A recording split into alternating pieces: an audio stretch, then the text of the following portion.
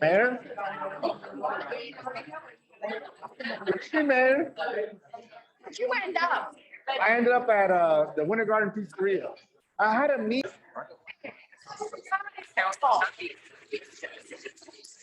All you rowdy people, settle down.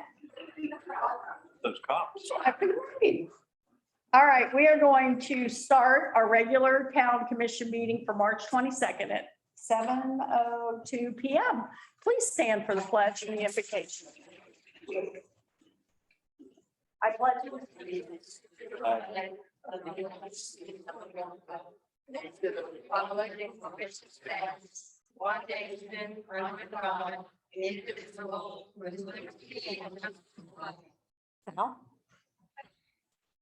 Father God, thank you once again for entrusting us with your town. We ask you for your wisdom and discernment to make the best decision for our town citizens. May we honor you in all we say this evening. In your name, amen. Amen. Thank you, Sal. All right, Elise. All right, roll call. Commissioner McMullen, Present. Commissioner Pollan, Here. Commissioner Ramos, Present. Vice Mayor Satterfield, Present. Mayor Sturt. Here. We have a quorum. You forgot somebody. And Santa Satterfield, Mini Mike. Minnie Mike. All right, so the first item on the presentations is a very happy one. We're going to swear in our two newly elected commissioners. I want to thank anyone who came out and voted in our election. We did have an abysmal turnout, but I appreciate everybody who did turn out. So Elise, I'm going to let you take it from here. Okay, so Commissioner Pollan, can you stand? And Commissioner McMullen, can you stand, please? Raise your right hand and repeat after me. I state your name. I, Joseph McMullen, I, Rick Pollan, Do solemnly swear or affirm solemnly swear and affirm do solemnly swear, or affirm I'm sorry, or affirm or affirm that I will support, protect, and defend I will support, protect, and defend that I will support, Protect. protect, and defend the Constitution and government of the United States the Constitution and government of the United States, the Constitution and government of the United States, the state of Florida, the state of Florida, and the town of Oakland, Florida, town of Oakland, Florida, that I am duly qualified that I'm duly qualified to hold office under the Constitution for office to hold office to to the Constitution, and laws of the state laws of the state, in the town of Oakland, Florida, and the town of Oakland, Florida, and that I will well that I that will I will well, and faithfully perform faithfully perform the duties of town commissioner of the town of Oakland, Florida. duties of town commissioner of town of Oakland, Florida. the duties Of and the town commissioner of the town of commission and Florida. duties of Oakland, Florida. Okay, you guys are now affirmed for another 4 years, so congratulations.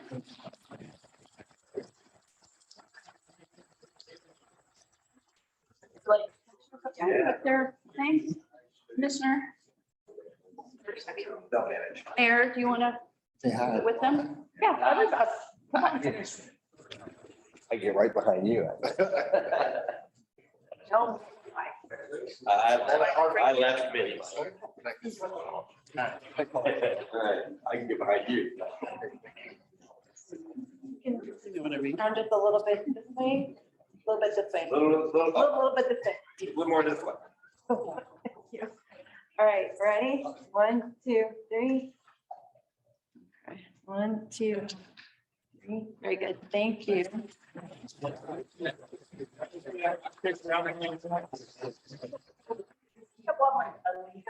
you want to come there with the two? Yeah. so you'll want to hold it. Yeah. Yeah, and hold your.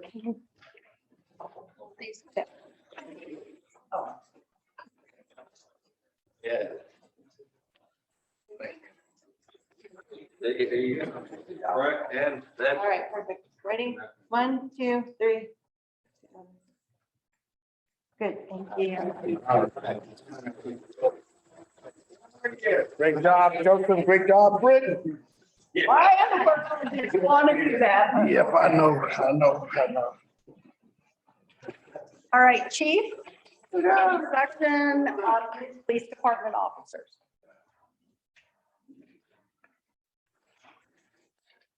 And hello, everyone.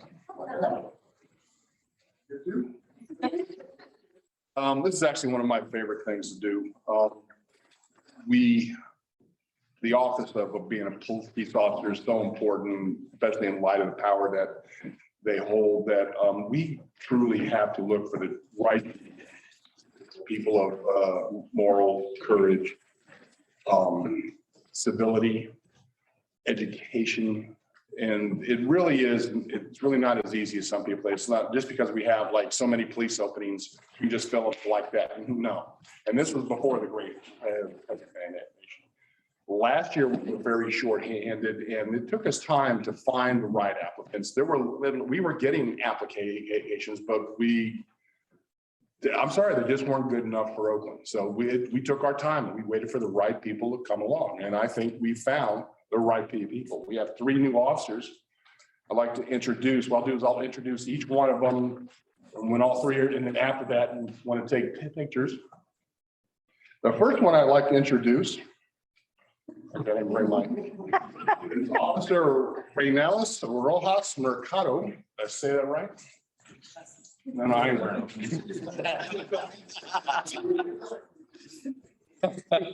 Officer Rojas Mercado recently graduated from the Florida Law Enforcement Academy at Lake Technical College. She's also a classmate of another recent Oakland, you guys remember Officer Nicole Rapario, we introduced last year. They went to the police academy together. Comes to us with an associate's degree in science and crime scene investigations. And for the past several years, she's been working in taxes and credit repair with her family company. Miss Rojas Mercado is a mother of 2 and hopes to rise in the rank of detective one day.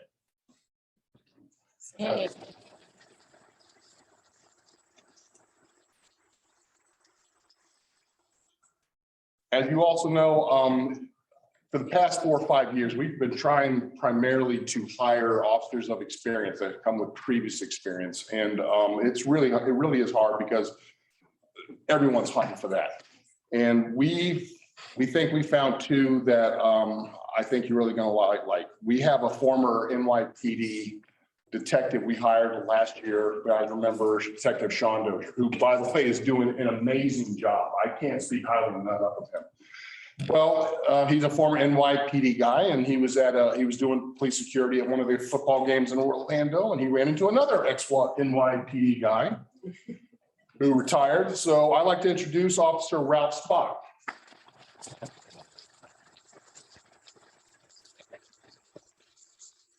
Officer Ralph Spock is a retired 22-year police officer from the New York Police Department who moved to Florida to enjoy sunshine. After we're working very briefly with the TSA, and I'm saying you didn't like that too much. Was recruited by another former NYPD officer who I just mentioned. He worked at the 104 precinct at NYPD, has experience in patrol, auto theft crime unit, and the traffic division. We're looking forward to a good second career with Officer Spock.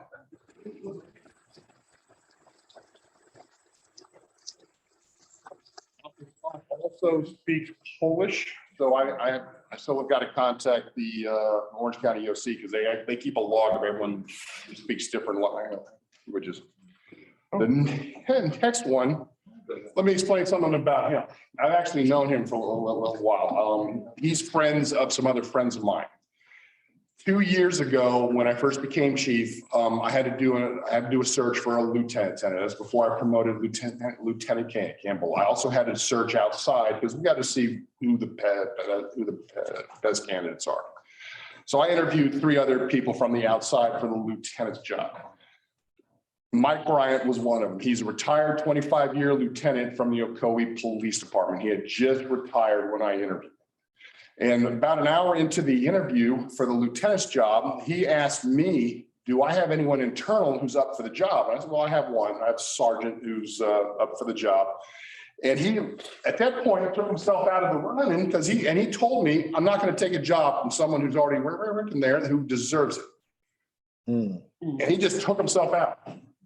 Now, on the truth be told, I wanted to I wanted to promote Sergeant Campbell to lieutenant time. I knew I did. I knew she was the best candidate for the job. I was going to promote her anyway. No offense, that's my. Well, there you go. But I got to tell you, had that not been an option for me, Mike Bryant was my top contender for that job. Mike Bryant, come on up here, Mike. Mike is actually filling our second detective position right now. So it's actually Detective Mike Bryant. Mike Bryant, as I said, is a retired 25-year lieutenant from Ocoee. He has experience in patrol investigations. He was promoted to patrol sergeant, transferred back to investigations as a supervisor, promoted to lieutenant, transferred back to patrol. Every time you get promoted, you always go back to patrol. That same thing happened to me.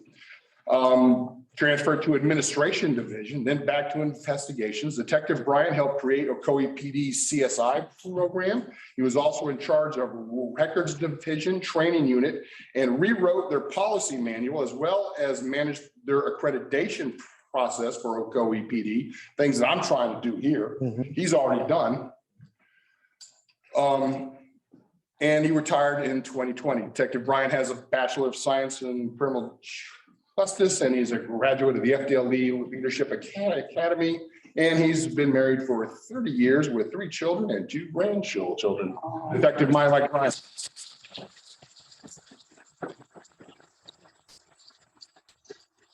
Can't begin to tell you how happy I am that I am able to snag these 3. It's lit right now with all the police departments and sheriff's office out there. There's the stat that I saw one time was there's 3,500 law enforcement openings right now throughout the 5 counties of Central Florida. It's becoming cutthroat out there in terms of hiring and getting good people in the door. There used to be gentlemen agreements between chiefs and sheriffs that we won't poach, we won't do this. Well, then those agreements are out the window now. But I'm really happy, huh? Except for us. Of course. We don't poach, they fall off the tree. He retired, he was already retired. That being said, I'm very happy with the 3 officers that we have, and I hope you are too. And we originally hired them in December. We were going to do this back then. We had logistical issues with getting before commission. 2 of them are already on the street. Officer Rojas is still an FTO. I think you're there till June or July or sometime. But very happy they're here. And if you'd like to have pictures with them, Yeah. I'm all done. Oh, I'm sorry. One last thing. During the original commission meeting, we were supposed to be doing this in December, or January.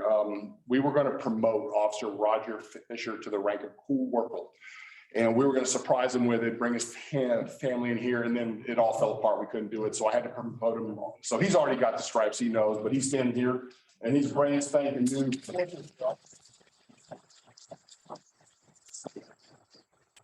Corporal Fisher has been with us for almost 3 years now. He formerly used to work for the Polk County Sheriff's Office, he worked patrol, and he was on their street crimes unit. He's done a great job for us. He has been, wow, let's see. You have been awarded the Crisis Intervention Team Officer of the Year, twice awarded the Life Saving Medal. You saved 2 lives. Actually, you saved 3. I didn't give you one for the 3rd, did I? I'm sorry. It gets old after a while. And he's received the American Service Award since he's been with us. And Corporal Fisher.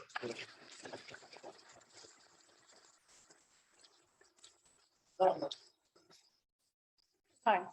God bless each and every one of you. Thank you. Yes. Sure.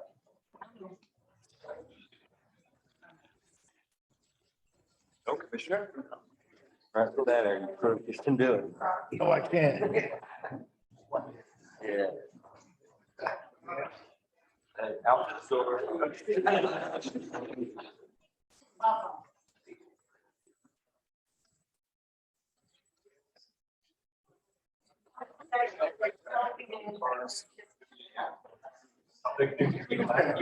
And Angela, if you take your bed.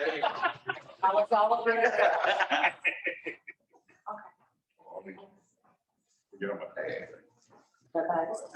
right, look over here. Ready? 1, 2, 3. 1, 2. Wait, don't move. Thank you. I think we got one. You good? Good. All right. We got everything we do.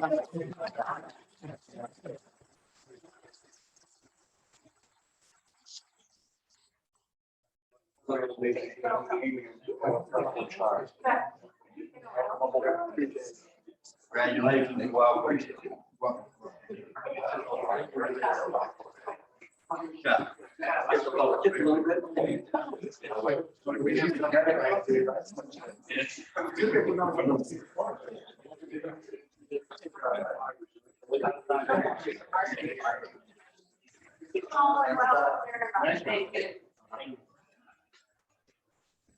And we would as a whole like to thank you guys. We have never been so fortunate as to have you folks here with us. Thank you all Yes. very much. We have heroes.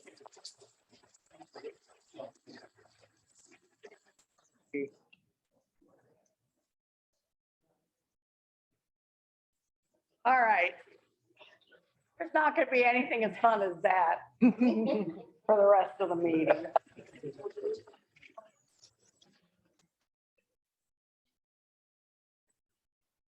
All right, I have 2 proclamations. I'll make them fairly efficient. First proclamation is Water Conservation Month for April, whereas water is a basic and essential need of every living creature. And whereas the state of Florida water management districts and the town of Oakland are working together to increase awareness about the importance of water conservation. And whereas the town of Oakland and the state of Florida has designated April typically a dry month when water demands are most acute, Florida's Water Conservation Month to educate citizens about how they can save Florida's precious water resources. And whereas Oakland has always encouraged and supported water conservation through various educational programs and special events, and whereas every business, industry, school, and citizen can make a difference when it comes to conserving water. And whereas every business, industry, school, and citizen can help by saving water and thus promote a healthy economy in a community. And now therefore be it resolved by virtue of authority vested in me, Kathy Stark, as the mayor of Oakland, do hereby proclaim the month of April as Water Conservation Month. All right. Secondly, Town of Oakland Child Abuse Prevention Month, Wear Blue Day.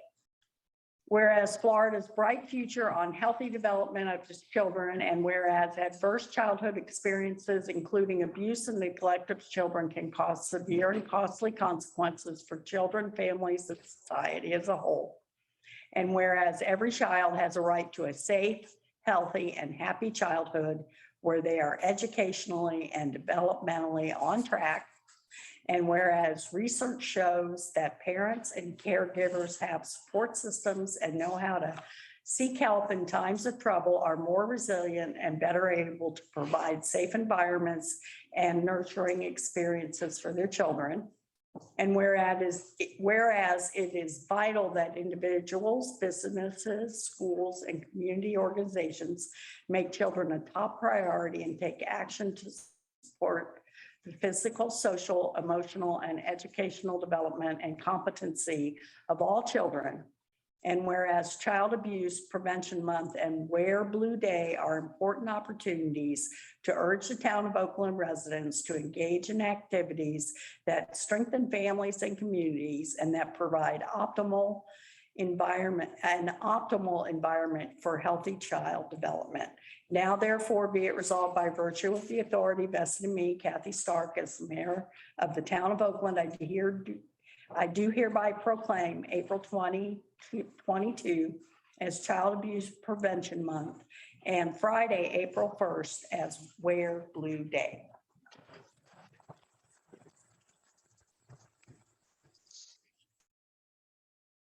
Okay, public forum. Public forum is an opportunity for anybody who's here who wishes to speak very shortly or succinctly about something that's not on the agenda.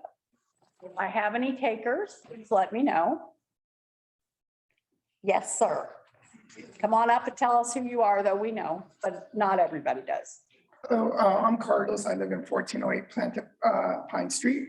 In the past few weeks, the town of Oakland re-elected Commissioners McMullin unopposed and Commissioner Pollan won re-election with over 13% turnout, which is not very much, against Matthew Bonovich. I think he deserves a huge amount of gratitude for having put himself out there to force the first election in Oakland in over 15 years. When our residents participate, we all win.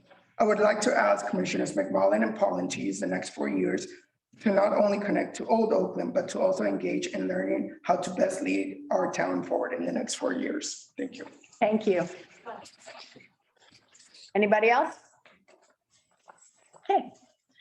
On the consent agenda, we are going to remove item C. Correct, I venture? Item E, acceptance of improvement. Okay, we are going to remove item E from the agenda for a future date. Otherwise, the agenda remains, consent agenda remains the same. Does anybody have any questions or comments at the table? Okay, I need a motion, please. I'll make that motion to accept the consent agenda, omitting item E, the acceptance of improvements for Star City Utilities. Okay, it's been moved and seconded. Does anybody in the audience have any questions or comments? Does anybody from afar have any questions or comments? All right, I'll bring it back to the table. All in favor? Aye. All right, so we are moving on to public hearings. First public hearing, ordinance number 2022-05, Briley's Park. Right, for the record, I will read it.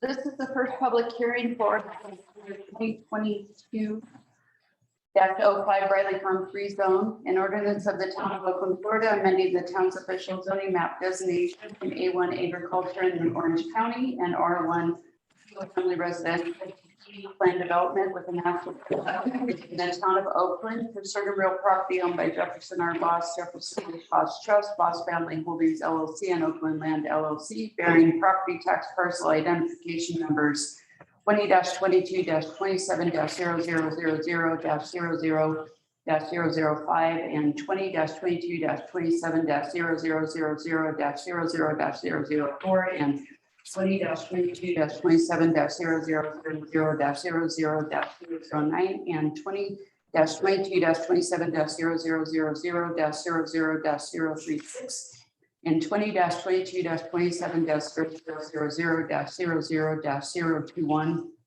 and 20-22-27-00-00 000-00-078 and 20-22-27-0000-00-003 and 20-22-27-0000-00-010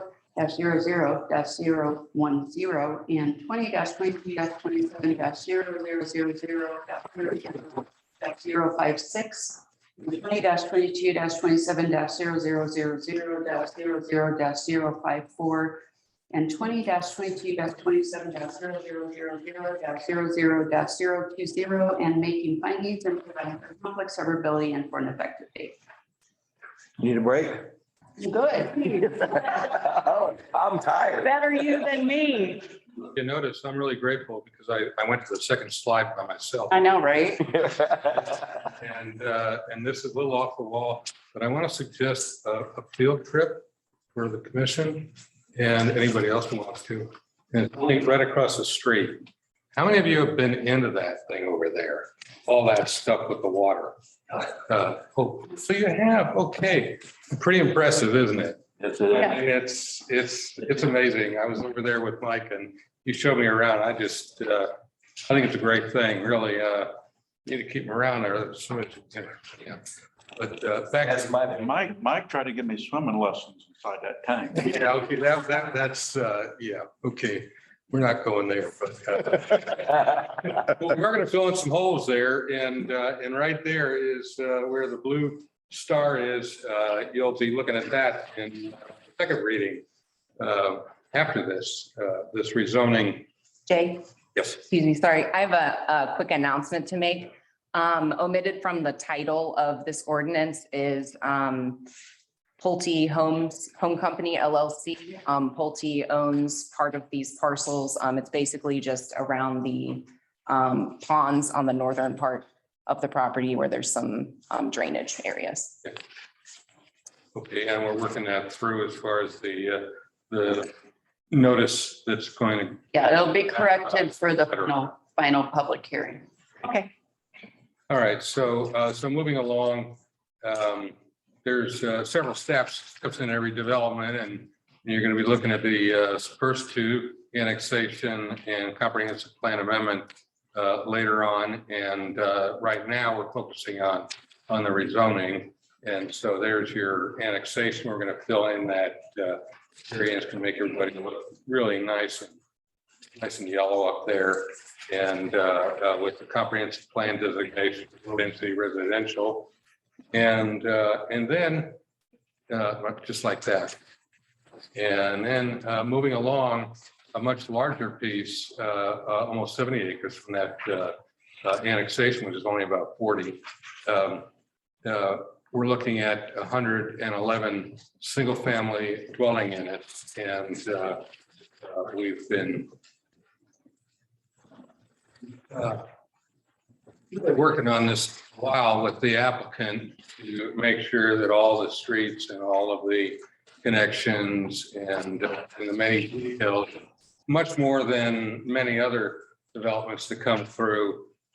This is certainly more than just a simple bubble plan, but it connects with the various streets of the town, including Briley and especially Jefferson, which will be extended right up the middle of this. So everything over on the right is where you've kind of seen some activity and approved a plat.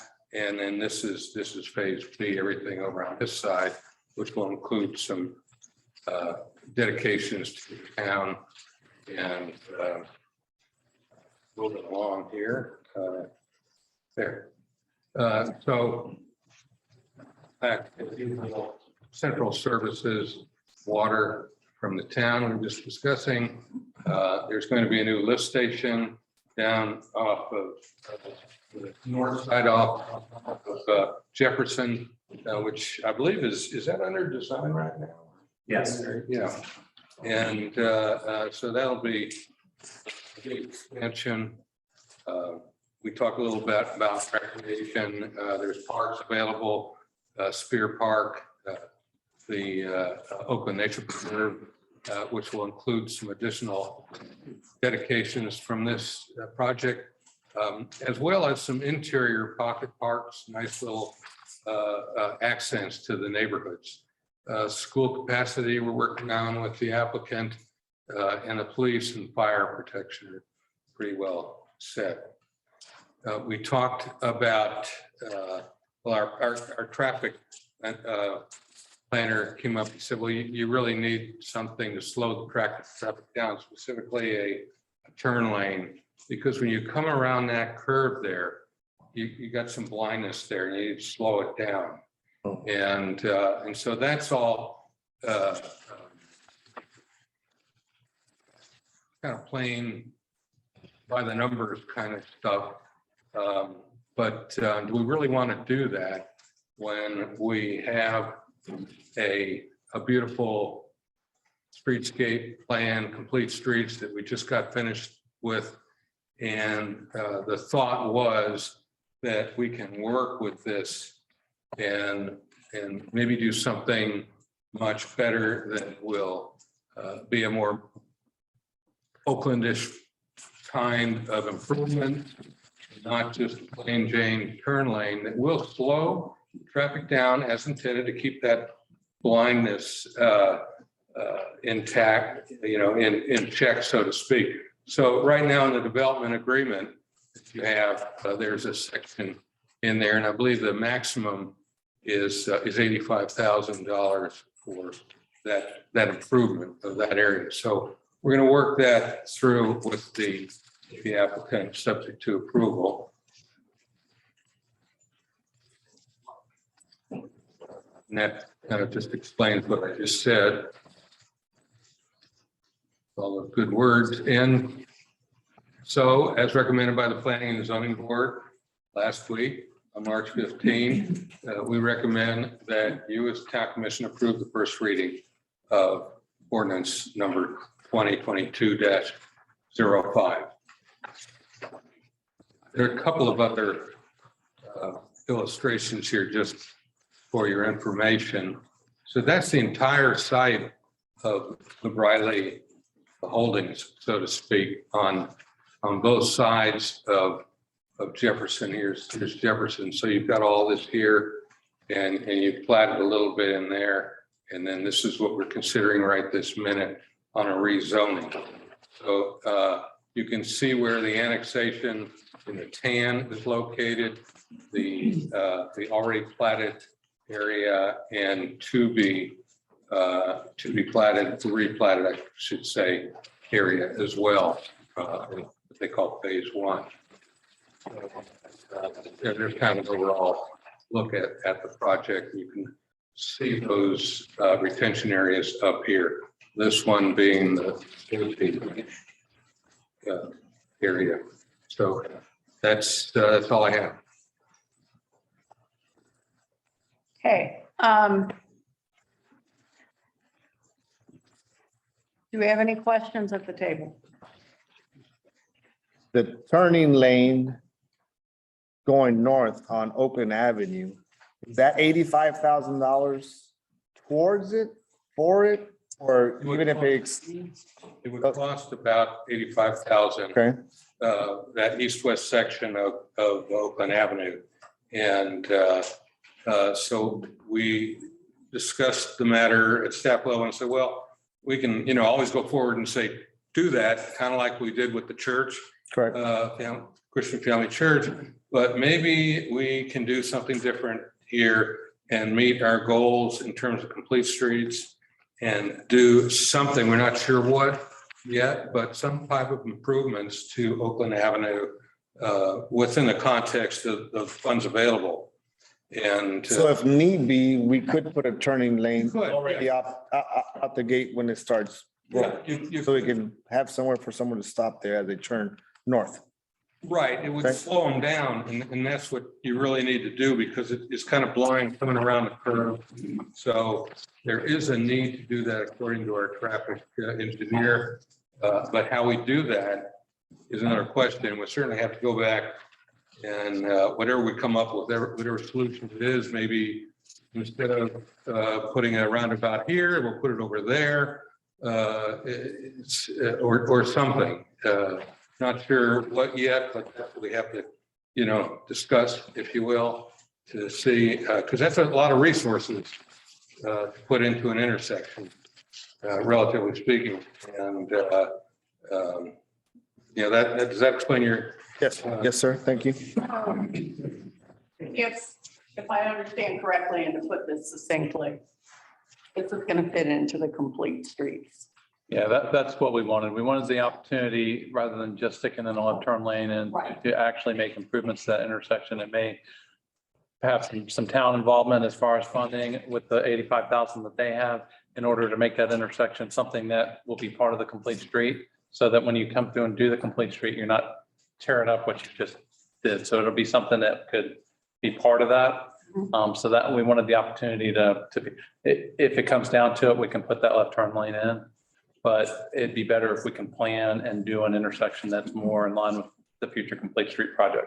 And we have the complete streets project up on the website, right? If anyone wants to look at it, It's all there, actually. Yeah. The concept of what we want to achieve, Yes. Yeah. which is what is part of what we will maintain our identity with. Well, and the other thing, we're going to have some future conversations about lowering the speed limit anyways on this section of Oakland Avenue. So it's lowering the speed limit and then doing some changes that would be more with the complete street. We can slow people down and have that context of the character. Yep, All and those then, things happen. and the golf cart thing. Yes. Exactly. You've got your golf carts, you got your speed limits, you got your stop signs, you got your complete streets. That's a lot of street action, if you will. And it could look very much, And an update with the logos and the signage, street signage, so on and so forth. So exactly, it's all gonna yeah, come together. exactly. And I just wanted to, and I'm dangerous with this, so I will defer to Steve and Mike. When we talk about, I've seen some comments, and when we talk about school capacity, it is not, development in the town of Oakland is not based solely on the charter school capacity. It is based on Orange County school capacity. So they are the ones who tell us what the capacity is. The charter school is over and above what Orange County provides. Yes, Oh, I did you it. did a good job. Thank you. So just remember that when, you know, it is not a given that if you move into Oakland, that you will go to the charter school. It's still a lottery with Oakland residents given preference to attend before other applicants. But it's an application process. Then you've got middle school and high school. So you have to know that OCPS has the capacity. So there's a process. We'll get a letter back. They'll confirm that they have capacity, and then they can move on with their development. And I think people worry that, you know, well, how is the charter school going to handle all that? It's not, that's not what it is. It's Orange County.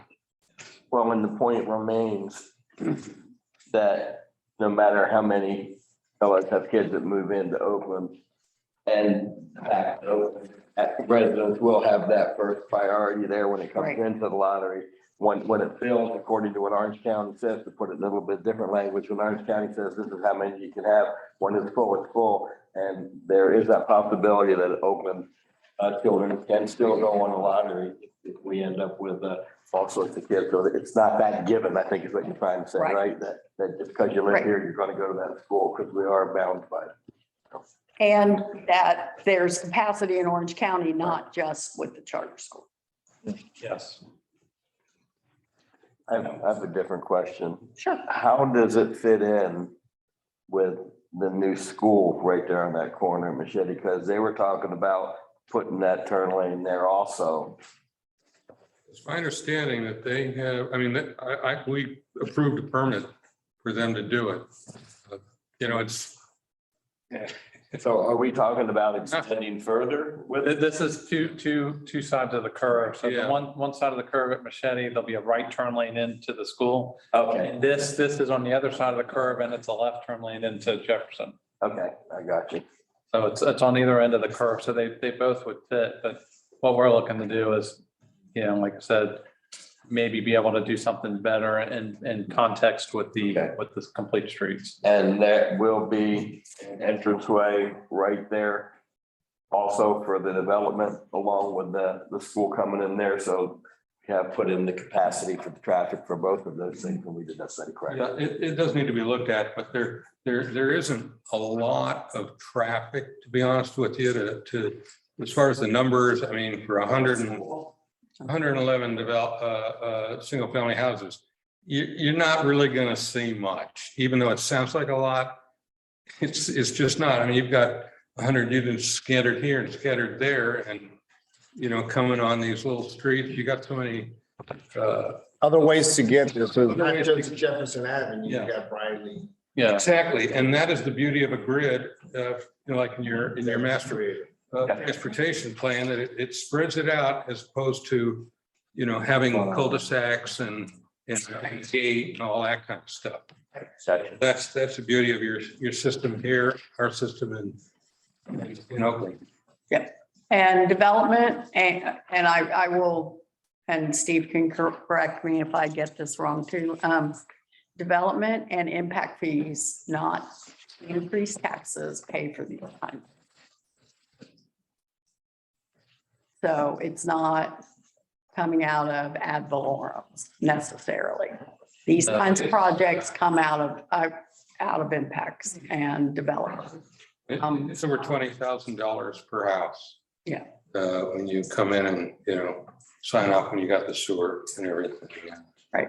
It's, So this does not impact our operating expenses in the ad valorem sense.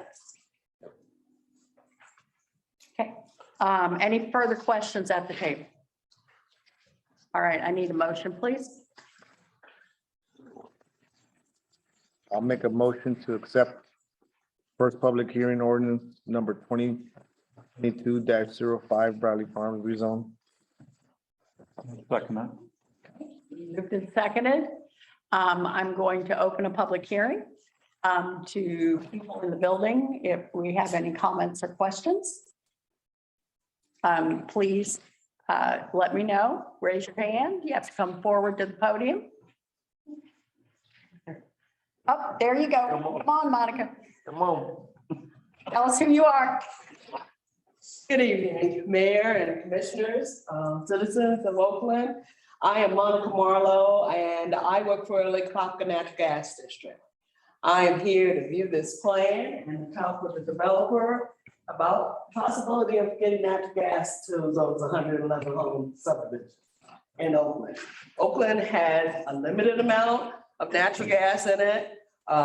We are anxiously awaiting phase 7 of Oakland Park to streets to come in because we're planning to stub out into the subdivision that meets up against it.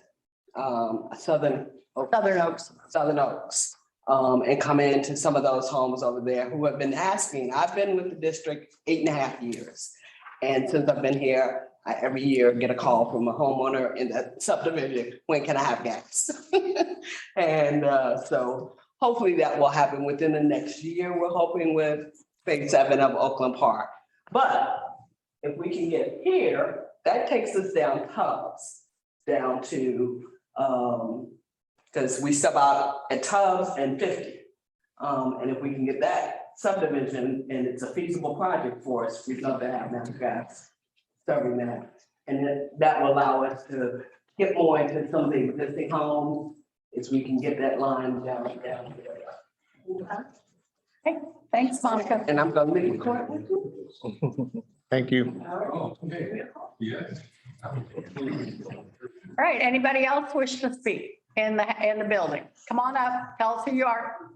Hi, I'm Lori Palmisano. I live in Longleaf on the island. So all of these turns are going to be right next to my house. So I just need clarification. The turn that's going into Machete for the school, was your question that it was also going to go into the new development? Yeah, that was my question. Well, I was here last week and I thought they said that, no, it was just going to be Jefferson. Yeah, that's what they're talking. Yeah, so there is, I asked. just to clarify, there is not an entrance off of there by the school. It's through Jefferson to get to this side of the development. Right, I got that. That's why I asked that question. Okay. That's what So it it is was just sound like. Jefferson. Yes. Thank you. You're welcome. I was right there with you. That's where I was confused. Yeah.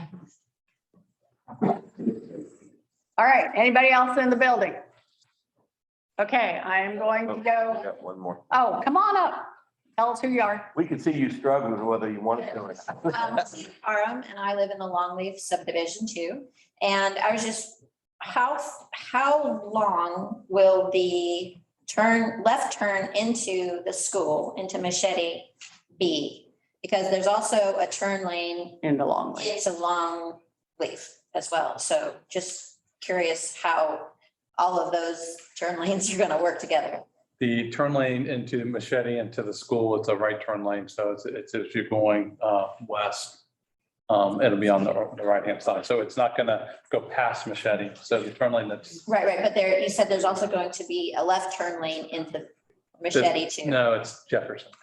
This is what we're talking about. Like this is- The other end of the curve, there's a left turn lane into Jefferson. Oh, okay, so not another left turn lane into Machete. Okay. There's a right turn into There's a Machete. right turn, but not another left turn. The left turn is into It's Jefferson. a little further down going Into into Jefferson. Okay, great, thanks. We just gotta make that whole section into a 3-lane.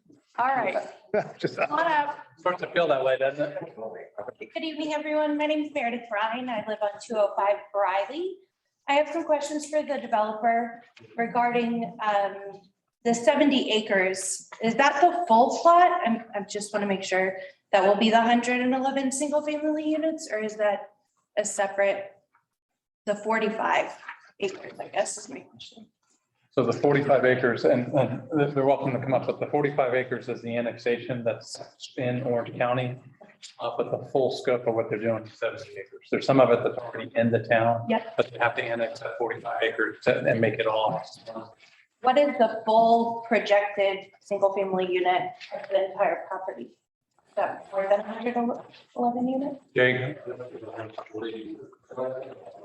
150, it's a total of 115 acres, that one that Jay showed at the end.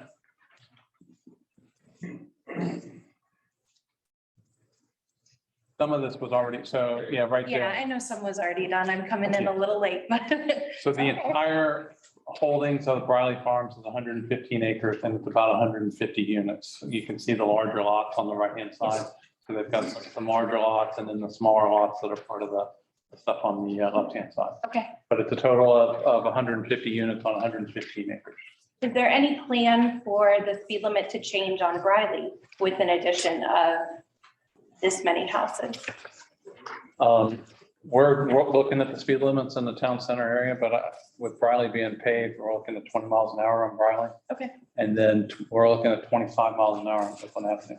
But those are things that we're working on over the. We're looking at a comprehensive concept of all speed limits, roads. Would Walker become paved? We, at this point, are not looking to pave any of the existing roads. The new roads that they put in will all be paved, but we're not looking to pave any of the existing roads unless we're directed to. Okay, thank you. Kevin? I'm one of her neighbors at 301 Walker Street. And I just want to bring the commissioners the attention. She lives very close to the north, the southeast corner of that intersection of the property right there. Now, three of the commissioners that live in areas, Mike, you won't be affected by this quite as much, right? But the ones at Walker, Nixon, and the others, Jefferson, will be very much affected. Now, you mentioned that, April is the water conservation month, and you guys watch the clouds of smoke over the next month, come up. I feel so sorry for our soldiers that live in that area when people go by very quickly and just a huge cloud goes up in these areas. Imagine what happens to their home, their air conditioners and things like that. So if you guys approve this tonight, Sal, in that area, your road's not going to be affected, but those other roads that run north and south will be affected. And I'm very concerned. If you approve what's going on tonight, it's going to be very difficult to make changes to the next phase, which goes to those roadways north and south. And so I'd just like to make the commissioners aware of the existing homes that live on those north-south thoroughfares. And I agree with you, Jay, about having multiple entrances and exits to the community there. But yet these roads are very slow and they're the police, I know you guys have had comments about people that run quickly across the trail the way that it is right now. And with increased traffic and people that all they want to do, they're off work, all they want to do is go home. And I just want you guys to be very concerned with that. Thanks. Thank you. Good point. Thank you. I want to ask, the Jefferson's already paved and it'll probably continue to be paved all the way to the end of this property. Riley's paved. Briley's paved. So those two main entrances to this Briley Farms will be paved or are paved. One little corner there where the Railroad Avenue, where the pink lots are, there's two roads there that are going to be paved as part of this. But everything else, unless we're directed to move forward with something, we're not messing with any of the existing dirt roads. And part of our plan for the speed zones Do we have a different speed zone for the dirt roads that we've kicked? So we've got the map together. We just haven't been able to get this all together to bring it forward, but what we are working on it. The idea would be 15 miles an hour on all the dirt roads, 20 miles an hour on the paved roads, and then the two main Tub and Oakland Avenue would be 25. So that's reduction in speed limits. And then the other thing that we're looking at as far as safety of the trail, which will also help to slow people down on these crossroads, is putting stop signs at the trail. So that's something that I plan on bringing to the next meeting, to talk about stop signs along the trail. And we'll move forward with that first. But we've got a series of things that we'll be bringing forward to talk about speed limits and stop signs and really just trying to get that. Especially where you live at, you know, you got that, the trail there will have some stop signs for people to stop, not just run over. I completely agree. And slowing it down on dirt roads is gonna help bring down that. We do have a series of things we're working on, and hopefully over the summertime, we'll be bringing those forward as things are moving. And if we get, and I'm thinking, you know, living there too, that if we can regulate stop signs at all the, crossing all the trails, and if we can enforce stop sign over by my house on Briley and Daniels, because that becomes a throughway. And they don't stop and they run, that one gets run a while. So I think once people will start figuring out that there's gonna be consequences for running that, and then we have them at the at all the trail entrances, I think that's gonna slow everyone down quite considerably for all of us. Because we have fought that. Any other comments? Come on up. I'm sorry I came late. I just, That's all right. my name is Mr. Banks. I'm at a 533 area. Right there where y'all just cleared out that vacant lot. My wife and I, we tried to buy it, but we never could find out who owned it and kept saying red tape. We just recently found out, I guess y'all bought it. And we want to know what's the plan. I hear houses going up or. Where, Steve, do you know where he's talking about? Can you get the pointer, Jay, for us, please? Sadler? Sadler, yes. Okay, so we didn't buy it. It was given to us in deed in lieu of foreclosure. The one on Sadler Street, it was the old house that was there and we took that down. There was a very large lien on it because there was a code enforcement issue. It was given to us as a deed in lieu of foreclosure. It'll be up to the commission to decide how they want to handle that piece of property. But the idea is possibly a future Habitat for Humanity house. Yeah, because when we trying to map it out, whenever we go and try to get somebody to look at it, nobody want to come assess it because I guess the property grid where they just put houses there, it's all over the place. If you look at the grid online, some of the property lines are actually on top of houses and it's cutting off houses. So with that property, which my house is in front of, how do I go by finding out where my property line actually is? You need to have it surveyed. You can't really go by the property appraiser. They have that disclaimer saying, you know, if you really want to know. Well, nobody want to come out to do it because they keep saying that the grid line is so messed up. Yeah, we've done some surveys in the area and we found some offset, weird thing. We just have to have a surveyor come and survey your property. You have the name of a company that will come out and do it? There's several here locally and after this meeting, I'll give you one. Give me your contact. Yeah, we can help guide you on how to do that. Thank you, Mr. Banks. Thank you. And whether you come late, as long as it's not for dinner, we're happy to have you. And don't come late to bring it. All right. Anybody else in the room? Okay, from afar, do we have any hands raised? J&M. J&M? You have a Judy question? Rosser, 201 Briley Avenue, along with Marcia Strong. I have several questions. You mentioned a lot about traffic. You know, there's a tremendous amount of traffic on Oakland Avenue during certain times of the day due to the school traffic, and now we're adding 150 more units. Was there a traffic study done, or will there be a traffic study done to see what the impact is? I know we're adding more access from Oakland to 50. but it's not in this area on the western end where this development is happening. So I guess the question is, will there be or has there been a traffic study? The applicant has submitted a traffic study that was reviewed even before they did it.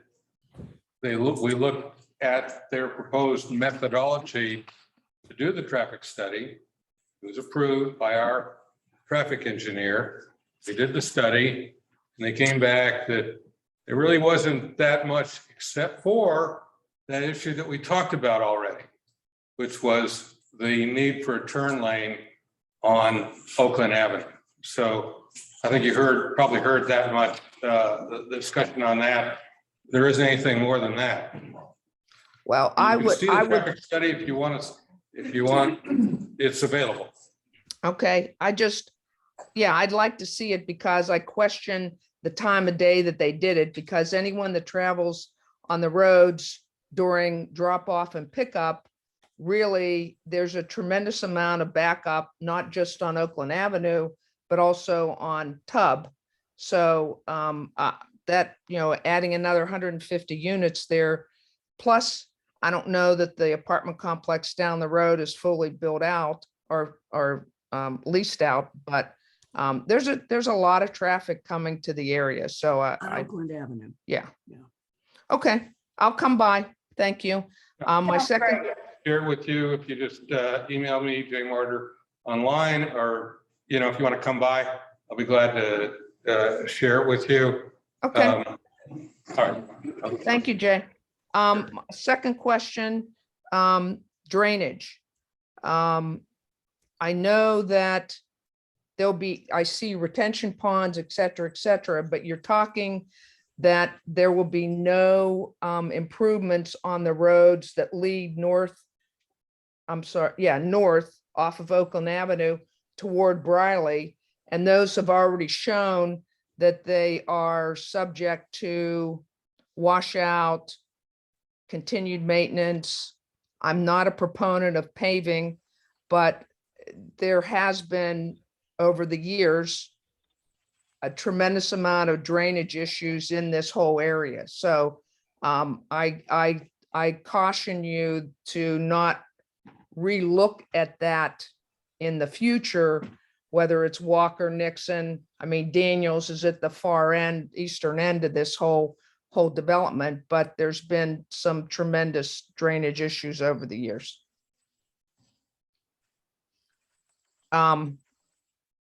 Third question, sewer. You talked about sewer.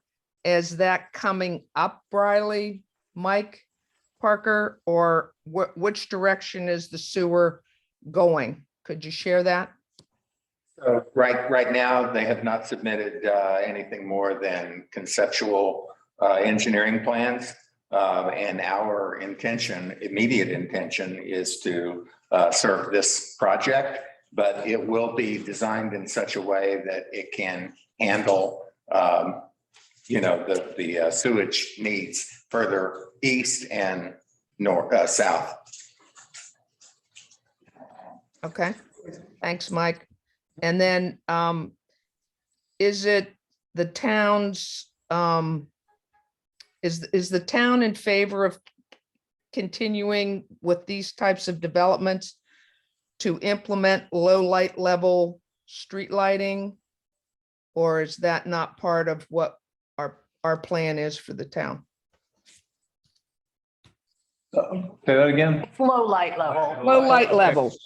We have in our code that you have to do dark sky lighting. And so anything that's done as part of this development will have that dark sky lighting component. Okay. And then I just got an added question from Marcia. The lot sizes for phase 1A and B are much larger than the lot sizes for the western development off of Jefferson. What are they? What are those lot sizes? We'll let the developer talk to the lot sizes. I've gotten this far without having to speak. Joe's doing such a great job. My name is Becky Wilson. I'm here on, my address is 215 North Eola Drive, and I am here on behalf of the owners of this project. So you are correct in your observation. Phase 1A and Phase 1B, which are not part of tonight's request, are aggregations of existing platted lots. So those are larger lots. And that was done intentionally since that area of town, and it sounds like some of our council members actually live in that area, it is more built out than these 70 acres, which right now are still partially in Orange County. So the intention was try to mimic the traditional pattern of development where you all have aggregated many of these lots for the homes.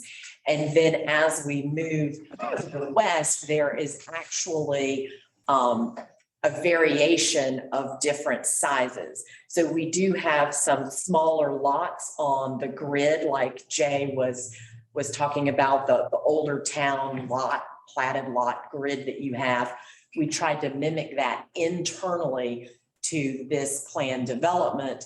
And then on the external portion of the development to the north are dedications for parks. And then we have our stormwater ponds and then Lake Apopka. And then to the, from the PD to the east, we have placed some of our larger lots there along Jefferson. We believe that's really going to be a beautiful drive into the project. And then we have a dedication of land to the nature preserve on the far western section of this property. And again, we have larger estate lots overlooking that. So we wanted to be able to provide for a variety of lot sizes and house types similar to what we've seen, the build out of the traditional town of Oakland. So Can you give a range on those estate lots, what the sizes are? sure. So the estate lots are 100 by 170 at a minimum, and they move up from there. So we've got very large lots in the estate part of it, and then on the western side, I believe there are 45 and 60-foot lots in the denser area. That are kind of in. And so it's a very diverse development, and should hopefully the intent is to have it feel like it's always been part of town.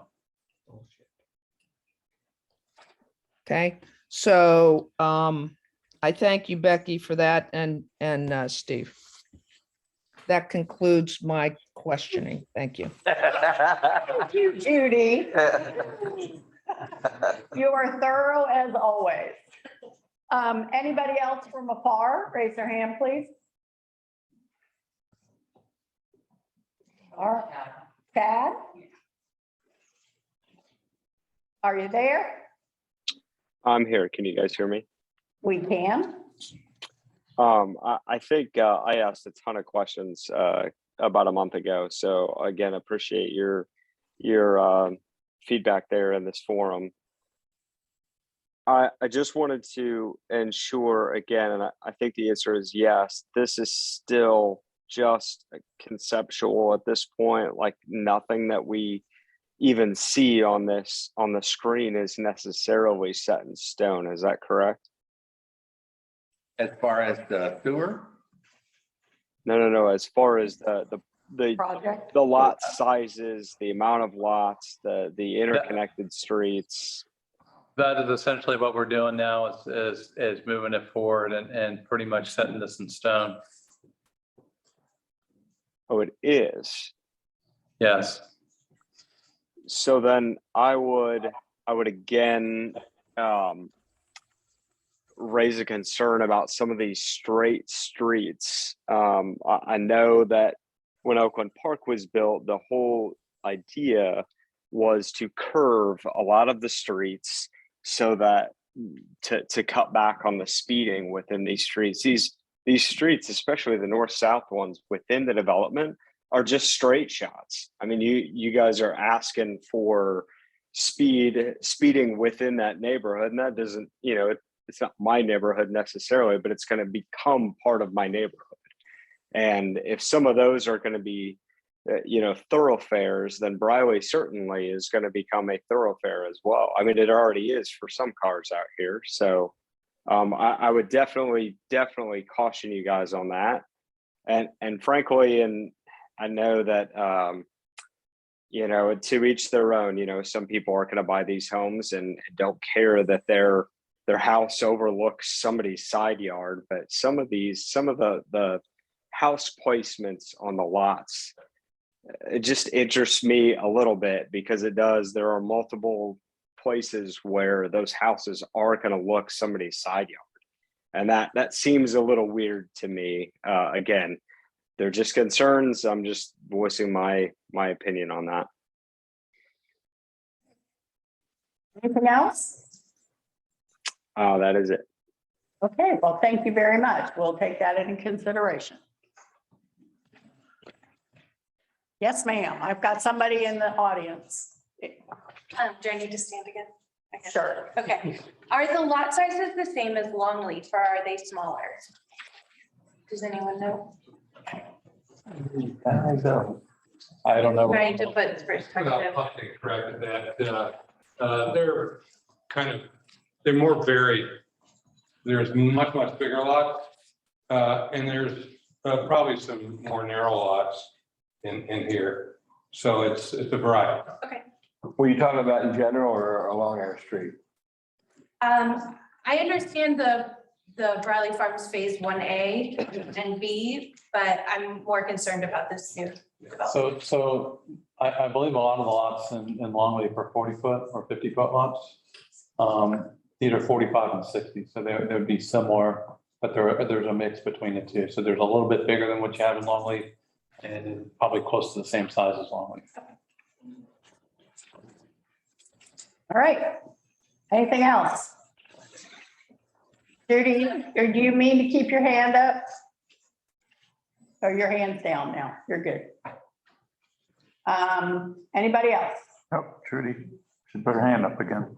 Judy, do you have your hand up again? Might be on mute. Hello, Judy. Maybe on, she's on mute. Judy, are you muted? Do you want to talk? There's red. Just hop in if you have something else. Otherwise, we're going to move on. Okay. All right. Anybody else? Yes. Sorry, it Yes. takes a few minutes on you. Sorry, I couldn't get unmuted. Okay. Which I can't believe, Judy. I know. Yeah, we've never been able to mute you. Thank you, Alicia. I just wanted to echo the same concerns that Chad spoke about speeding. I'm retired. I'm here quite a bit. I see a tremendous amount of speeding on Briley, and I could tell you who it is, but I won't. I hope. Give us a clue. Yeah, and it's not Mike Satterfield. Thank you, Judy. So I want to, add that added element for both John Peak and Steve and the developer to consider that there is a tremendous amount of speeding on these roads, and there's no way that they're going even close to the speed limit. Marcia has a question. No, that was. That was it? I wanted to Okay. just echo Chad's. Okay, very good. Thank you. Thank you, Judy and Marcia. All right. Have we beat this thing to death? Okay. All right, I'm going to bring it back to the table and close the public hearing. And do we have any further questions at the table? All right, I'll call for the vote. All in favor? Aye. Any opposed? Okay. We are going to move on to the second public hearing, ordinance number 2022-03. Okay, ordinance number 2022-03, Briley Farms annexation, an ordinance of the town of Oakland, Florida, annexing by voluntary petition certain real property owned by Jefferson R. Ross Jefferson Rich Foss Trust and Foss Family Holdings LLC bearing property tax parcel identification numbers 20-22-27-0000-00-005 and 20-27-27-0000-00-004 and 20-22-27-0000-00-009 and 20-22-27-0000-00-36 and 20-22-27-0000-00-021 and 20-22-27-0000-00-78 and 20-27-0000-00-003 and 20-22-27-0000-00-010 and located contiguous to the town of Oakland,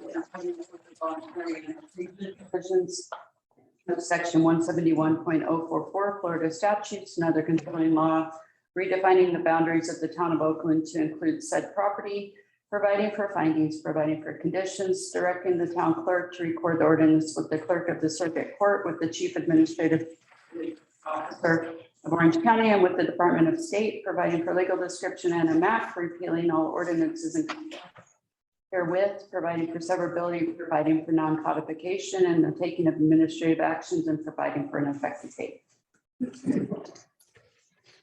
All right. So again, this is the second public hearing, so we don't have a whole presentation. We did that at the first public hearing. Elise, can you pull up the map real quick? So this is for the annexation. And Jay can answer any questions you have, but it's for the annexation of the 45 acres that's there in that orange kind of color, but orangey tan color. The annexation from Orange County to the town of Oakland. Do we have any questions at the table? Okay, I need a motion, please. Make a motion to approve ordinance 2022-03. Okay. I need Second a, it. okay, moved and seconded. I'm going to open a public hearing. Anybody in the audience have any questions or comments? Anybody from afar, please raise your hand. Be patient for a minute as Elise switches screen. No hands raised. No hands raised. Okay, bring it back to the table, close the public hearing. All in favor? Aye. All right.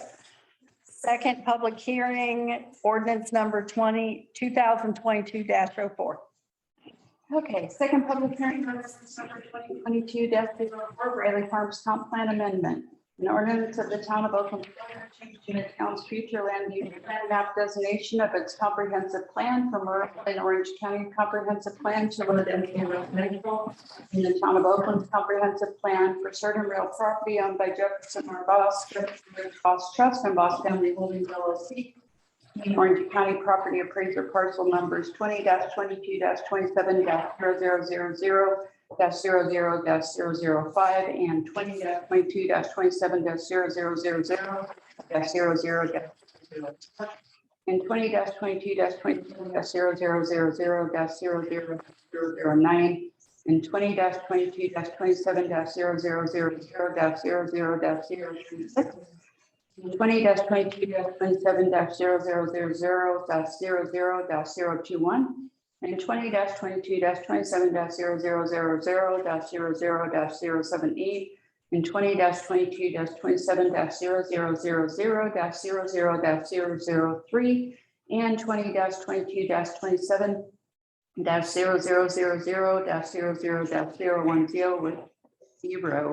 with an approximate size of 45.44 acres, making findings and providing for conflict severability and for an effective date.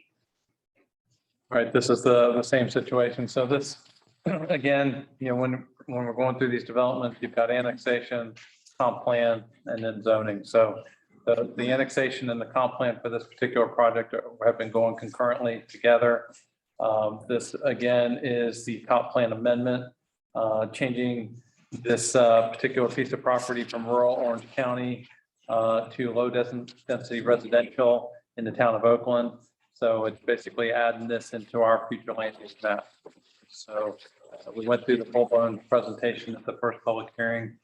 Again, Jay and the applicant are both here to answer any questions that you might have concerning this second reading. All right. Any questions at the table? Okay, I need a motion, please. I'll make a motion to approve a public hearing ordinance number 2022-04 Riley Farms. Second? I'll second Okay. All right, I'm going to open a public hearing. Anybody in the room? Stand up.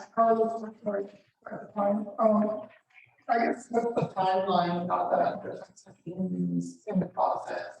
Like, I guess from now, what's the viability, is it like a year from now, or 2 years, something, when we might start this construction? Developer there. The developer can come up.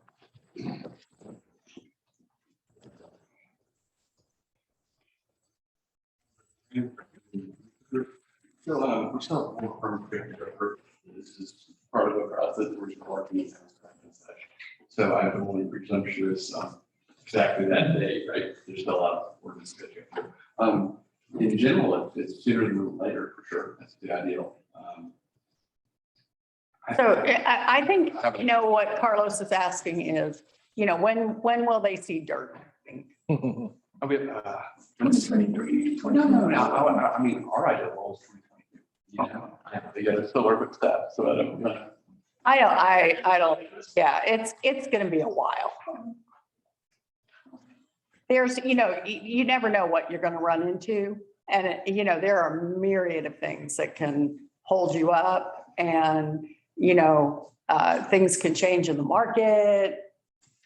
It's, An endangered turtle, I mean. eagle's nest. They're on the timeline to try to get this going as quick as they can, but there's still some things that they need to do. So 6 months, 12 months, you know. Yes, ma'am. So, Go ahead and stand up so everybody can hear you. Tita Bar Longleaf. So in an ideal world, how long do you think it would take to complete? Once you go under construction, once it's under construction, I think I'll move pretty quickly. I'd say somewhere around 7 months. I could set 5 to 7, I could say 7 to 9, so it's around. The build of the proper amount of equipment is the water trucks. I mean, they're, I appreciate the dust comment. I get it, and I know that would be a sensitive topic for Island Next, but also, so we put those things inside the contract with the vendor section. Good question, Carlos. Yep. I have a question for the developer. Sure. So I will appreciate it, but with the market the way it is there any way that the developer can go bankrupt and this land go into a foreclosure? Thank you for asking. That was a valid question. I went through the last downtown session. Whenever something gets platted, it gets a bond put on it. And so if the promise is made for it's platted, there's a performance bond put in place. That's one of the ways the town helps protect the proposed project. This doesn't mean you take a project that's completed and then you don't start construction. It sits on the sideline, but as long as, in my mind, if I'm a resident, just start to finish it or don't start it. I think that's where your question's at. Good. Okay. Thank you. Anything else? All right, from afar, do we have any hands raised? I'm going to bring it back to the table. Do we have any questions or comments? All in favor? Aye. Aye. Any opposed? Okay. We are moving on to resolutions and we're going to vote on these. Yes. Yes. Okay. The first one, these were in the packet. The first one is the resolution for the support of the transportation sales tax referendum. And Steve, I think you're going to take this one. Yes, I'm going to take this one. So we've been talking about the sales tax referendum for more than 2 years now. It started and was going to go in 2020. And then it got pulled back because of COVID. So Mayor Demings has brought it back to life. He's given 6 different meetings over the last month, one to each district. So there's been town hall meetings to discuss it. And I'll go over the schedule a little bit. So they basically started again with this in January 25th, 2022. The Board of County Commissioners had a work session.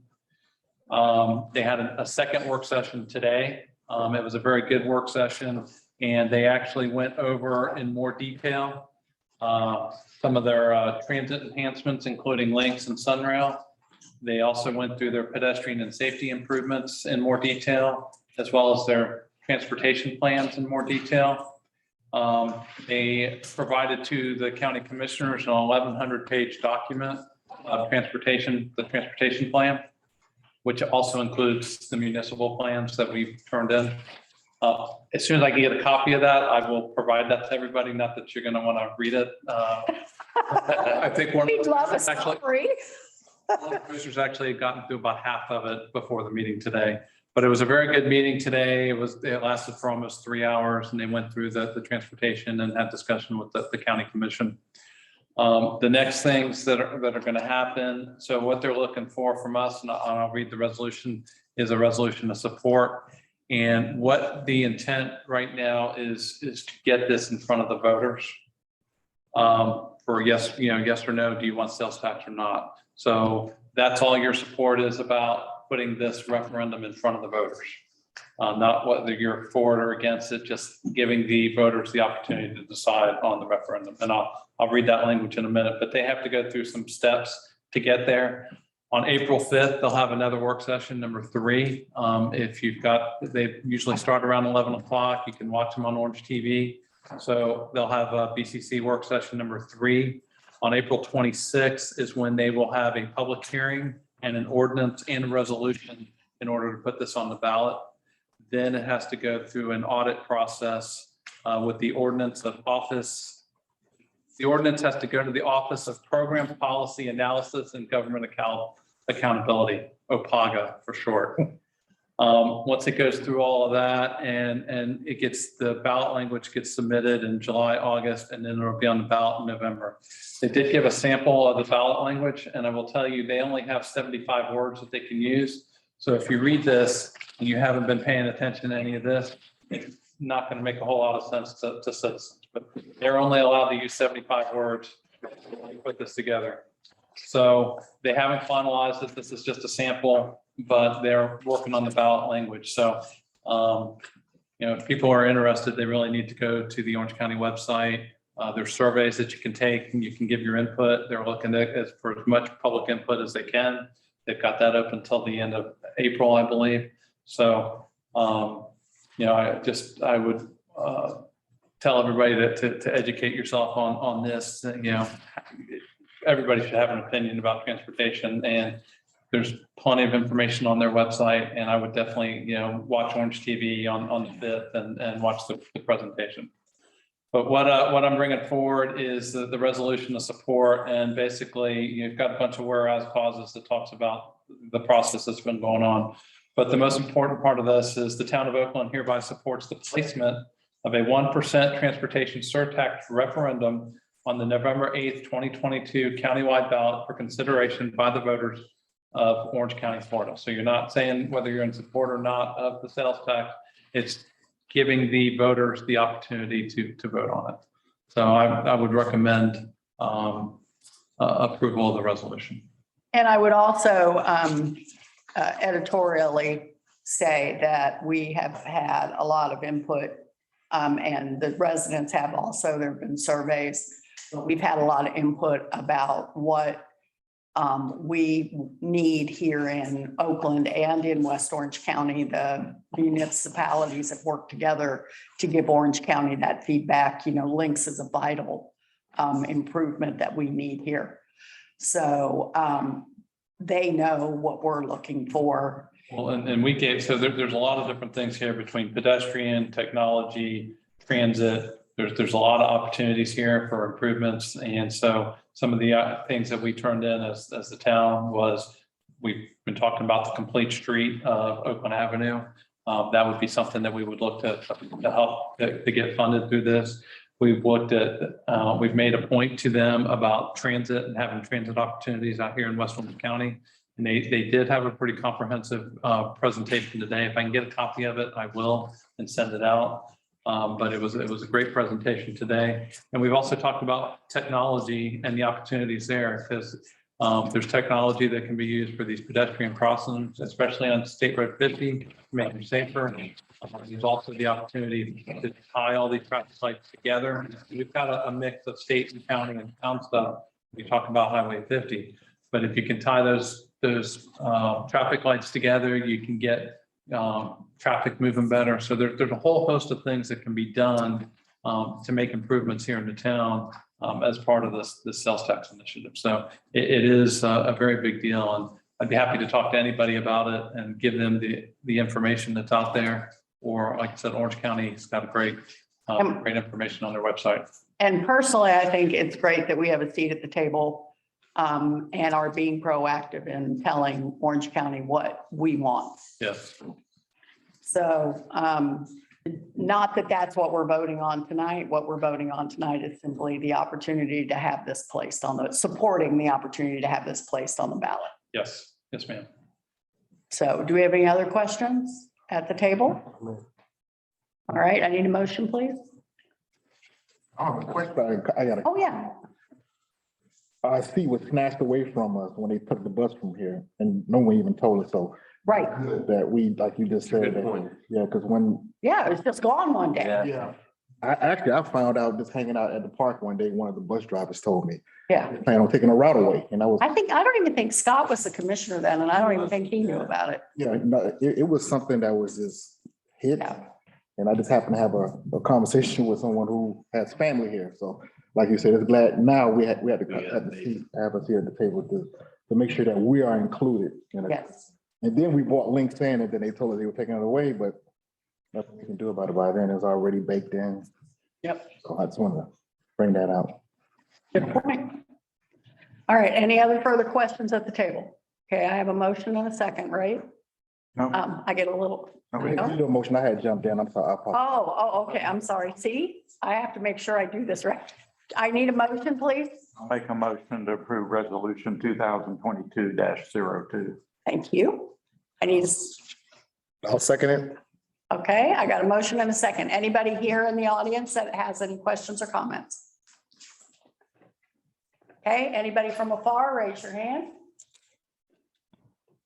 It will be interesting to watch this go forward. I'm going to close public comment and bring it back to the table. Any further questions or comments at the table? All in favor? Aye. Any opposed? Okay. Resolution 2022-03, Orange County Local Mitigation Strategy. Okay, so for the benefit of a few of you who I don't recognize your faces, my name is Mike Parker, Public Works Director for the county. And I'll be brief because it is almost 8:30. The Orange County is threatened by a variety of different hazards, whether they're natural, technological, or whatever. These hazards can endanger the overall well-being of residents, visitors, and other municipalities. They threaten private business operations and compromise the quality of life experience in the county. That's 2 sentences. I've got 6 more to go. Parker, you have learned so well. In 2014, a group of agencies in and around Orange County joined together to establish a local mitigation strategy working group that addressed these hazards. They formulated potential solutions to reduce or eliminate the threats and the impacts. This planning process involved taking into account all of the hazards that may affect Orange County and Oakland while developing effective mitigation measures. The Local Mitigation Strategy Working Group is a multi-jurisdictional group and includes representatives from around Orange County and its hazard mitigation planning efforts. We hold quarterly meetings down in downtown, which I attend periodically. The planning process for the update of this plan was led by the Orange County Office of Emergency Management and brought together a core group known as the LMS Planning Committee. So the town of Oakland originally adopted this in 2017, and it was in support of the Orange County local mitigation strategy. The resolution needs to be renewed every 5 years as a part of the 5-year plan. So here we are 5 years later. We currently do not have a planned project, but we remain vigilant for any funding partners. And this covers the hazard mitigation grant program and some other grants. So it's just kind of a routine thing every 5 years we have to do. Recommendation is that you all adopt resolution number 2022-03 as presented. How's that? That was 9 sentences. Just say you were awful. It was 9. Yeah. You know, you need to get a little better. You'll hit me. Yeah. So do we have any questions or comments at the table? Do we understand what this is? I love it when people work together. So, okay, I need a motion. I'll make the motion to accept resolution 2022-03 as presented. I'll second it. Okay, it's been moved and seconded. Okay, I'm going to open it for comment. Anybody here in the building? Questions, comments? Anybody from afar, please raise your hand. If you're still awake. All right, I'm going to bring it back to the table. If there are no other questions or comments, I'll call for the vote. All in favor? Aye. Any opposed? Okay. We are the town manager report. I will keep this brief. I do have some good news, and I just want to bring up some notes. You're starting to see the signs out there, Facebook, so that's coming April 9th. It'll be exciting. Doing something different with the helicopter this year, and we'll see how that goes over. But good opportunity to bring the residents of the town together. Yep. And then the Black History Month displays will be coming down next week, and on April 1st, we will be transitioning to the Oakland Revisits Its Roots with established 1887 exhibit. So we'll be talking about more about the history of the town for the next couple months. So very good. Gratitude to Alicia for putting all this together, and with Gabby, with our new person over there. So things are going well with that. Can I stop you for 1 sec? Absolutely. Alicia and I had a sidebar conversation. That booklet that she put together about the first year of what we've done with that building is just beautiful. And I said, it should be a magazine. It really should be. It's so pretty. But she'll be posting it for the public to see. There's copies over there too. Oh, and there's copies over there. It's very, it makes you really realize all the things that have gone on there Yeah, it was fabulous. And it was during COVID. It was essentially our annual report for Healthy West Orange, but Yes, yeah. it's beautiful. Worked out really nice. Last two things, Mike and I attended a pre-construction meeting for the roundabout today with Orange County. So they have not identified the notice to proceed date yet, but it's coming. We actually had people from the Turnpike Authority on there because we want to make sure everything is as coordinated as possible. We will be in contact with them for a number of different reasons, but the financial as well as just getting information, public information that we can put out as things are happening. So. And this, I get a sense of, and I don't know if you guys do too, that it's been a good project working with the Turnpike Authority for the bridges. They've been very efficient. They have. They've done a good job. I mean, not everything's perfect and so on and so forth. And I know there's still people upset about certain parts of this, but they have been very good about getting this information and answering questions for. And moving it right along. Yeah, they are essentially ahead of schedule on that bridge, but they've got a contract date. So we'll see. I'm pretty sure they're going to beat that contract date on the bridge. But yeah, there's some coordination going on there. And as we get information, we'll make sure we're getting it out through our channels. But it is an Orange County project. So they are managing the. It's the Turnpike Authority. No, well, the roundabout. The roundabout, yeah. Roundabout. Yes. So. Let's rip the Band-Aid off and get it all done. So So that's coming and it should be coming. As soon as we get a notice to proceed, I'll make sure the commission knows and then we'll get it out to the residents. And then the last thing I wanted to bring up, so I know Commissioner Pollen's very aware of the hydrilla in Lake Apopka.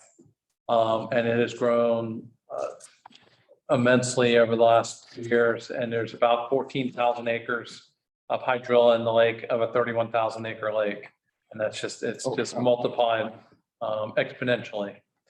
And then we've had some back and forth with FWC, and FOL has been taking the lead and really been advocating for everybody, Winter Garden, Town of Oakland, Montford, on this particular situation with the hydrilla.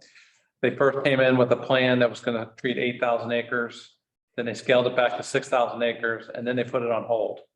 And March and April are the best times to treat because of the water temperature. And once you get past that, then you're stuck until next year. I got this from Joe Dunn today that, and he got this from Jim Peterson, but the FWC Board of Commissioners has authorized immediate treatment of 6,000 acres of hydrilla in Lake Apopka. And a big swath of that is along Oakland and Winter Garden on this side of the lake. So they will be out there with helicopters, I believe, and that, so people, it's going to be, there may be some people Might be complaining, some disruptions. some disruptions, but they're gonna, some of it will be by boat and big swaths of it will be, that is the most efficient way to do this. But we'll communicate.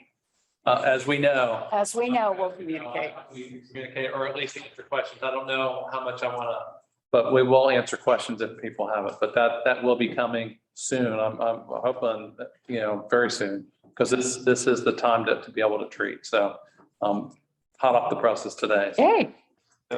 Understanding, but looking, hopefully going to start the first week of April. That'd be great. Which is the same time that we're gonna throw those eggs. And up by the helicopters. The helicopters. Betsy saw it, she'll point But That eggs float. But I did want to bring that up so people know. Joe said it was all right to get it out there. So The helicopter is going to be in the big section, a little bit offshore. They'll have boats that may be coming in closer to shore where they got the smaller areas, but the helicopters will be a little bit offshore where the big batch of it is. But this is a pretty big deal, and good news. They have very limited resources, so to get 6,000 acres is, That's so we're very grateful to FWC for doing this. And FWC for everybody's edification. Fish and Wildlife, yeah. Thank you, Joe Dunn. Thank you. Thank you. Yes. Thank you, Jim Peter. And Thank you. yeah, very, very much thanks to Joe Dunn and FOLA as a board. They've been great as an advocate for the lake, so. That's it? Wow. All right. Sal, we'll start with you. I only got one thing, Metro Plan, the meetings have been canceled for month of April. They're moving them for the month of April, and the next one's gonna be in May. And I believe it's May 16th right now, but we'll let you guys know. It's been a slow start. That's it. Steve already took mine. So. And congratulations, Rick. Thank you. And I'm sorry, I can't think and write at the same time, I guess. Yes, Mr. McMullen. Commissioner McMullen, congratulations. So just briefly, so, I was at the NLC, the National League of Cities. And of course, my mission, my goal was to figure out what, we can do to help with our infrastructure. So it was, I emailed Steve, and I think I see some people. So there are a lot of dollars, with that American Rescue Plan. That was the big thing. The American Rescue Plan was a bipartisan plan that was approved, and there's dollars all over the country that's been given to all the cities and towns. So just trying to figure out, how we're going to plug into that, because a lot of those dollars went to the feds, went to the states, and dollars are there. And so I know we working on our sewer, we're working on our alternative water. We just got to figure out a way how to plug into that. So I've made some contacts. I sent some emails off over. So the dollars are there at the state and through the USDA. So we just really got to, figure out how we really want to plug into these dollars. And these are free dollars that are there for us to plug into. I know we got so many things going on. I know Mike is just going all over, every place, everywhere. But I will say this, I sat in a meeting one day and I was sharing what we were doing. And in this meeting, they were so impressed. I just want to give kudos to the staff. You know, we was like these little workshops, and I shared with them our legislative paper, and they were really impressed with the things that we were doing, how we planned it, how far we're going, where we're going, right, where we are right now. So I just want to give kudos to the staff because they're doing a great job. It's amazing. Mike has been quarterbacking this thing for a long time, and one of the companies stated they want to reach out to us, so they may be coming out or reaching out to see how they can help us find dollars and for our water infrastructure, because, you know, we're ahead of a lot of places. I mean, We are. our cities and towns that I was sitting with, and they just really just lost, but, you know, If you look at municipalities just in Orange County, and you look at their budgets and what they're doing, you know, like size, small municipalities, you'd be shocked at the things we are doing and have done that they haven't even thought of, and their budgets are, you know, we can find dollars. It's a matter of executing on those dollars, you know, but it's both. And we've done a really good job. If we can get people out here, that's what I always say, you know, elected officials or folks from Florida League, like the American Rescue Act, we can get them out here and see what our long range plan is and what we need money for. We always come away with something. I think our biggest So challenge. that's a good idea. Staff, you know, Yeah, yeah, because poor Parker's like, oh God, how am I gonna get that done now? I'm trying to really see and realize how much he has done and. Oh, my gosh. Starting with Dennis and Steve has taken us to, you know, continues that process and the staff that we have in place. You know, we're in a good place. We just gotta find someone to help us. You know, like someone was said in the meeting, they were saying, we know some of you small and medium-sized towns, you really can't manage all these. No, you gotta outsource it. Same time. And so that's the challenge with a lot. And, you know, most of the cities in towns are small around the country, you know, so but again, the dollars are there. We got to figure out how we're going to plug into that. And I know it's a lot. I know I bring back a lot back to the town, and hopefully we can. But that's what you're supposed to do. And pull the trigger. So, you know, the things are happening, you know, it just, we have someone to help us. And I know we got some things in place, but I can't say this enough. People were real impressed with what we're doing in our small town. They should be. Cities and towns from all over the country. They should be. So I just want to say thank you guys again. All right, good job. That was it. Awesome. Thank you. Mikey. The only thing I got is to remind Elise, if you would, to find time on our schedule with Steve in April. I'd like to bring IT from the school in that we talked about. For our SAC meeting. For what we did at the SAC meet. Remember to bring that? Oh, yeah, for the commission, right. Talk about the IT at the school and how far we've come. You guys all be very impressed with what they're doing there. And it's way above my pay grade level to be able to explain it. So they can explain it much better than me. So, but they just leaps and bounds what Jonathan has been doing at the school. So if we can put that in April somewhere. Okay. And it's just informational for us, no decision or not, just so we know what's going on. That's all I have. I think Keith Peak had something. This is about Friday?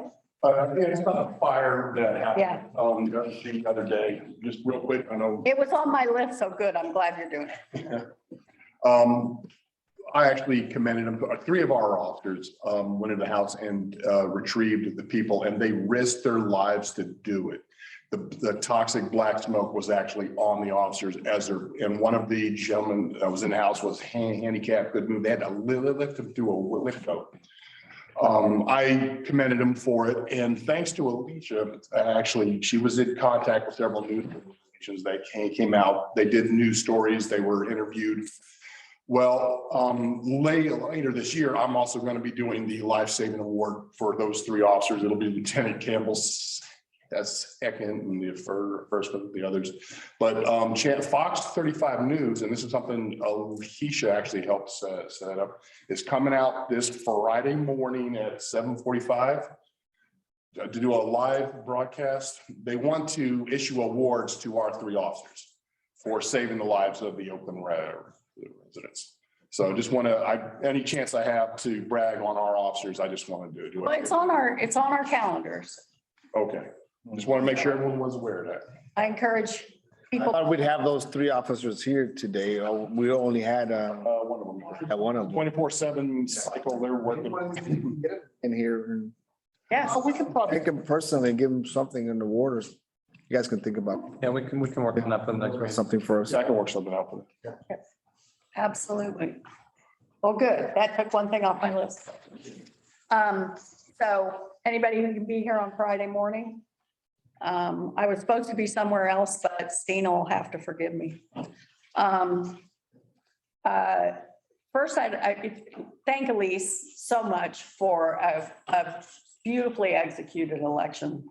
I know that took a lot of work and was nerve-wracking for you to make sure that it was done well and done right. And I want to thank Vice Mayor Satterfield and Commissioner Ramos for being part of the canvassing board. Yeah, thank you for that. I think we were, we all got down there and we weren't sure what to expect. It was hurry up and wait. And then we pitched in to help some other jurisdictions on several things. It's very interesting. It was very interesting. So, we just had to have a lot of patience. So I appreciate them. And then Steve went with us to audit on Friday. So I appreciate that. I appreciate all of that. And if we haven't told Bill Cowles yet, I figured he's really busy with redistricting and maps and, everything that's coming at him.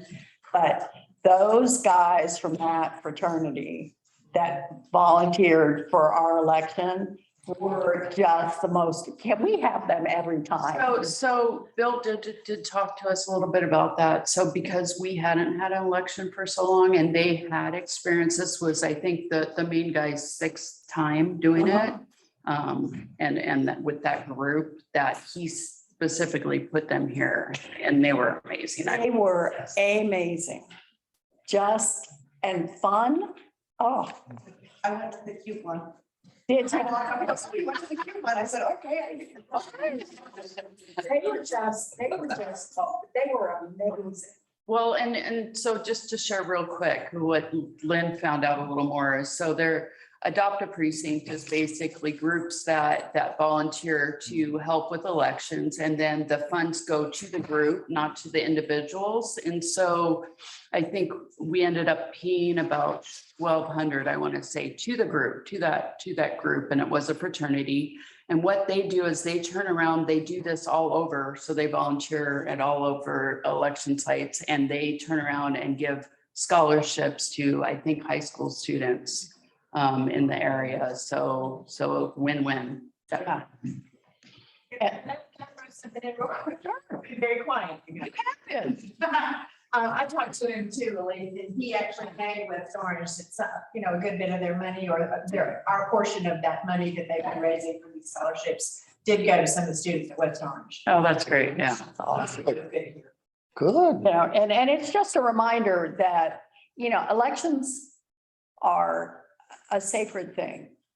But just a reminder, they are not free.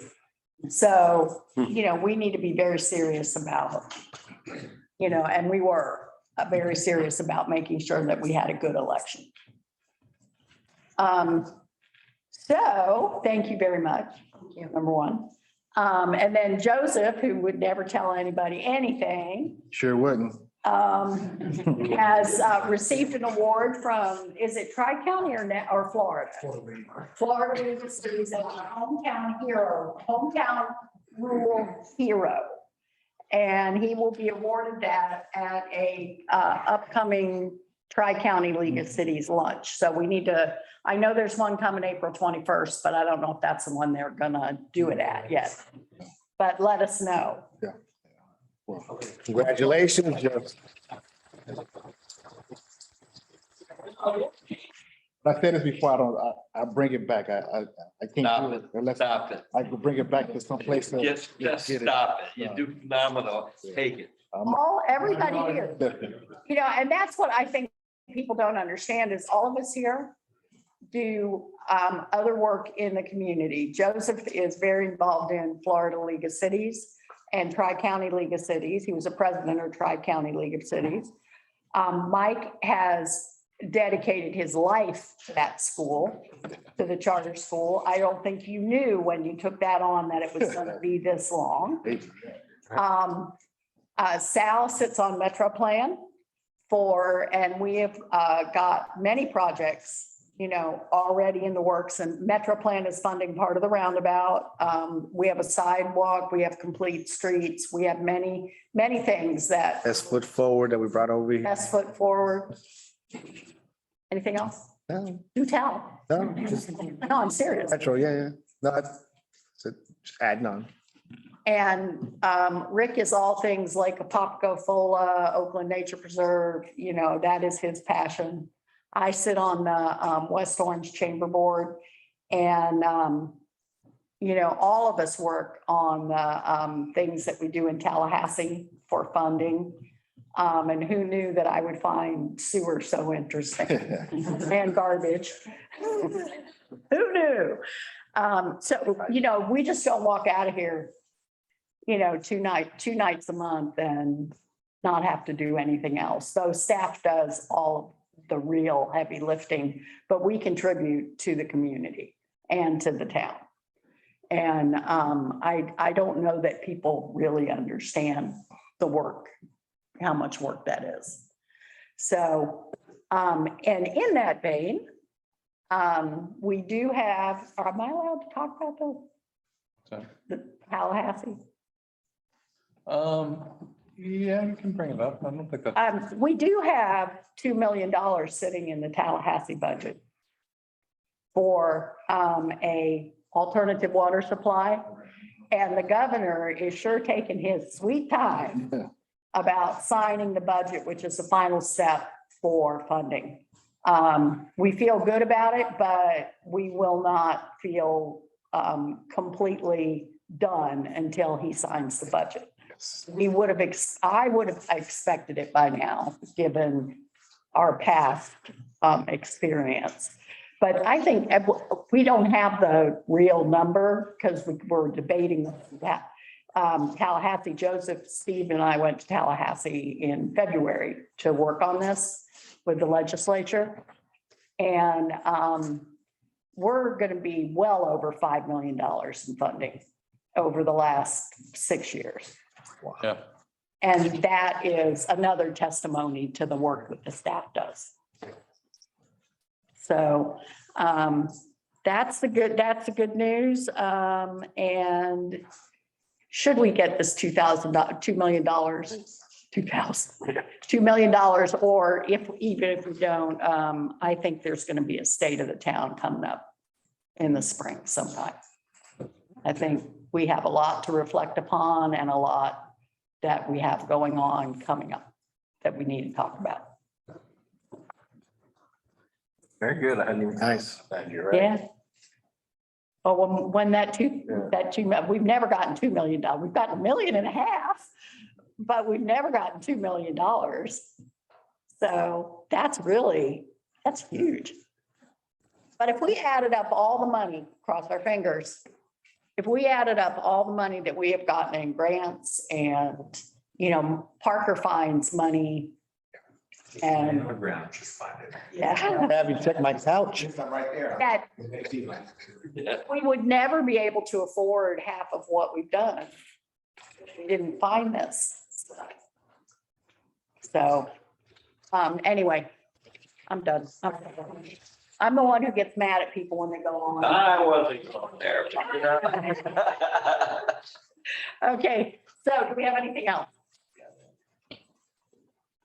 All right, we are, Joseph?